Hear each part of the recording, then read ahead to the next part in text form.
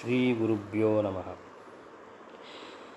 ತಪೋವಿದ್ಯಾವಿರಕ್ತ್ಯಾದಿ ಸದ್ಗುಣೋ ಘಾಕರಾನಹಂ ವಾದಿರಾಜಗುರುನ್ ವಂದೇ ಹಯಗ್ರೀವ ಪದಾಶ್ರಯಾನ್. ಶ್ರೀ ಗುರುಭ್ಯೋ ನಮಃ. ಪಾಪಕರ್ಮದ ವಿಳಂಬದ ಮಹತ್ವವನ್ನು ಹೀಗೆ ಓದ್ತಾ ಇರಬೇಕಾದ್ರೆ ಒಂದು ಅದ್ಭುತವಾದಂಥ ಒಂದು ದೃಷ್ಟಾಂತ ಸಿಕ್ತು. ಹಿಂದೆ ವಿದರ್ಭ ನಗರದಲ್ಲಿ ಗೋಪತಿ ಎಂಬ ವೈಶ್ಯ ಇದ್ದ. ಬಹಳ ಸಿರಿವಂತ. ಒಮ್ಮೆ ಸ್ನೇಹಿತರೊಂದಿಗೆ ತಿರುಗಾಡುವ ಒಂದು ಸಂದರ್ಭ ಬಂದಾಗ ಒಂದು ಸುಂದರವಾದ ವೇಶ್ಯ ಸ್ತ್ರೀಯನ್ನು ಕಂಡ. ಆ ವೇಶ್ಯಾಗಮನ ತಪ್ಪು ಎಂದು ಅವನಿಗೆ ದೃಢವಾಗಿ ಗೊತ್ತಿತ್ತು. ಆದರೂ ಅವಳ ರೂಪ ಲಾವಣ್ಯಗಳಿಂದ ಆಕರ್ಷಿತನಾಗಿ ಅವಳೆಡೆಗೆ ಹೋದ. ಅವನ ಮನೋಭಿಲಾಷೆಯನ್ನು ಕಂಡ ಪಿತೃದೇವತೆಗಳು ಅಳಹತ್ತಿದರು. ಅವನ ಪಿತೃಗಳು ಅಳಕ್ಕೆ ಶುರು ಮಾಡಿಬಿಟ್ರು. ಅಯ್ಯೋ, ನಮ್ಮ ವಂಶದ ಗೋಪತಿ ವೇಶ್ಯಾಗಮನ ಮಾಡಿದರೆ ನಮಗೆಲ್ಲ ನರಕ ಪ್ರಾಪ್ತಿಯಾಗೋಗ್ತದೆ ಅನ್ನೋ ಜೋರು ದುಃಖದಿಂದ ಬೊಬ್ಬೆಡತೊಡಗಿದರು. ಇದು ಅವನಿಗೂ ಕಂಡಿತು, ಕೇಳಿತು ಕೂಡ. ಆದರೂ ಕಾಮಾತುರಾಣಾಂ ನಭಯಂ ನ ಲಜ್ಜಾ ಎಂಬ ಮಾತಂತೆ ಅವನು ಮುಂದುವರಿದು ಅವನ ಮನೆಗೆ ಹೋದ. ಇತ್ತ ಯಮಧೂತರು ಆ ಪಿತೃಗಳಿಗೆ ಧೈರ್ಯ ಹೇಳಿದರು. ಈಗಲೇ ಯಾಕೆ ಯೋಚಿಸ್ತೀರಿ? ನಿಮಗೆ ನರಕ ಪ್ರಾಪ್ತಿ ನಿಮ್ಮ ವಂಶಜ ದುಷ್ಟಸ್ತ್ರೀ ಸಂಘ ಮಾಡಿದ ಮೇಲೆ ಮಾತ್ರ ನಿಮಗೆ ನರಕ ಪ್ರಾಪ್ತಿ, ಅಲ್ಲಿವರೆಗೂ ನರಕ ಪ್ರಾಪ್ತಿ ಇಲ್ಲ. ಹರಿ ಇಚ್ಛೆ ಯಾರಿಗಿತ್ತು? ಹರಿ ಇಚ್ಛೆ ಯಾರು ಬಲ್ಲರು? ಅವನ ಕಾಮನೆ ಈಡೇರದೇ ಇರಬಹುದು. ಅಲ್ಲಿವರೆಗೂ ಸ್ವಲ್ಪ ತಾಳ್ಮೆಯಿಂದ ಕಾದು ನೋಡಿ ಅಂತ ಸಮಾಧಾನ ಮಾಡಿದರು. ಅತ್ತ ಗೋಪತಿಯನ್ನು ಸ್ವಾಗತಿಸಿ ಉಪಚರಿಸಿ ರತಿಗೃಹದಲ್ಲಿ ಹಾಸಿಗೆ ಮೇಲೆ ಆ ವೇಶ್ಯೆ ಅವಳನ್ನು ಕೂಡಿಸಿದ್ಲು. ತಾನು ಬಳಿ ಬಂದು ಹರಿಚಿತ್ತವೇ ಬೇರೆ ಆಗಿತ್ತು.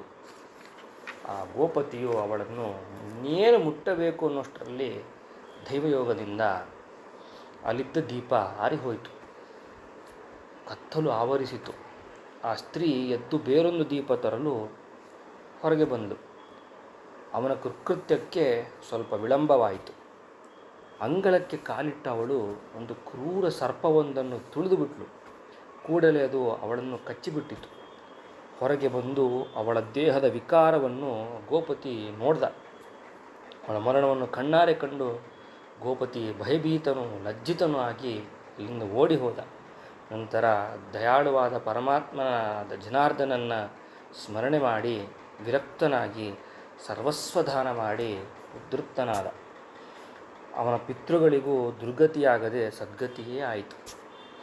ಏವಂ ಪಾಪಂ ವಿಲಂಬೇನ ಧರ್ಮಸ್ಯ ತ್ವರಯಾಪಿ ಚ ಬಹವಾ ಸ್ವಹಿತಂ ಪ್ರಾಪು ವಿಪರ್ಯಾ ಮಥಾಪರೆ ಎಂಬ ಕೃಷ್ಣನ ಮಾತು. ಅಂದರೆ ಧರ್ಮ ಕಾರ್ಯವನ್ನು ತಡ ಮಾಡದೆ ಬೇಗ ಮಾಡಿಬಿಡಬೇಕು. ಪಾಪ ಕಾರ್ಯವನ್ನು ಮಾಡ್ತಾ ಇದ್ದೀನಿ ಅಂತ ನಮಗೆ ಅನ್ನಿಸಿದಾಗ ಆದಷ್ಟು ತಡ ಮಾಡಬೇಕು. ಆ ಗೋಪತಿ ಅದನ್ನೇ ಮಾಡಿದ. ಅವನ ಪಿತೃಗಳು ಅದನ್ನು ಮಾಡಿದ್ದಕ್ಕೆ ಉದ್ಧಾರ ಹೊಂದಿದರು. ಹಾಗೆ ಲೋಕದ ಜನರೂ ಕೂಡ ಸತ್ಕಾರ್ಯವನ್ನು ವಿಳಂಬ ಮಾಡಬಾರದು, ಕೆಟ್ಟ ಕಾರ್ಯವನ್ನು ವಿಳಂಬ ಮಾಡಲೇಬೇಕು. ವರಾಹದೇವರು ಚಾತುರ್ಮಾಸ ಮಹಾತ್ಮೆಯಲ್ಲಿ ಧರಣಿ ದೇವಿಯನ್ನು ಕುರಿತು ಅವರ ಜೊತೆ ಮಾತಾಡ್ತಾ ಒಂದು ಕೊಟ್ಟ ಸಂದೇಶವನ್ನು ಹೇಳಿ ಈ ಉಪಸಂಹಾರ ಮಾಡ್ತೇನೆ.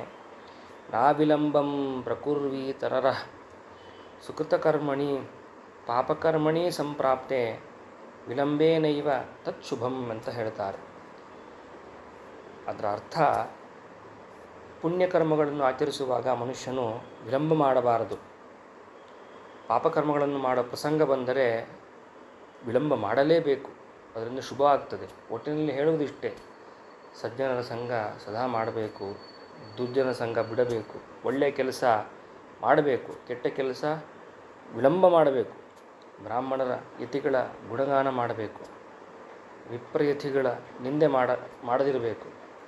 ಸತ್ಪಾತ್ರಲ್ಲಿ ದಾನ ಮಾಡಬೇಕು, ದುಷ್ಟರಿಗೆ ದಾನ ಮಾಡಬಾರದು. ಸಜ್ಜನರ ಸಂಘ ಸದಾ ಇರಬೇಕು. ಈ ದೇವಸ್ಮರಣೆಯನ್ನು ಮಾಡಬೇಕು, ಅವನ ವಿಸ್ಮರಣೆಯನ್ನು ಮಾಡಬಾರದು.